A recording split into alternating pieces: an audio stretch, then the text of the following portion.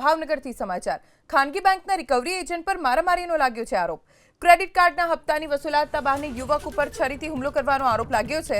છરીથી હુમલો કર્યા પછી ઢોર માર મારવાનો પણ બેંકના રિકવરી એજન્ટ ઉપર આરોપ લાગ્યો। ભોગ બનનારની દુકાને રિકવરી એજન્ટે સાગરીતોને સાથે લઈ જઈ મારામારી કરી। કેક કટિંગની છરીથી જ હુમલો કર્યાનો ભોગ બનનારે આરોપ લગાવ્યો છે। કુલ 4 શખ્સો વિરુદ્ધ ભરતનગર પોલીસ સ્ટેશનમાં નામજોગ ફરિયાદ નોંધાવી છે। વધુ જાણકારી અમારા સંવાદદાતા પાર્થ પાસેથી પ્રાપ્ત કરીશું। પાર્થ, ફરિયાદ નોંધવામાં આવી છે 4 લોકોની સામે। બેંકના રિકવરી એજન્ટ ઉપર ગંભીર આરોપો લાગ્યા છે, શું વિગતો? કાલની ઘટના છે જેમાં ભાવનગર શહેરમાં ખાનગી બેંકના રિકવરી એજન્ટ અને તેમના માણસો દ્વારા ગુંડાગર્દીનો કિસ્સો છે તે સામે આવ્યો છે।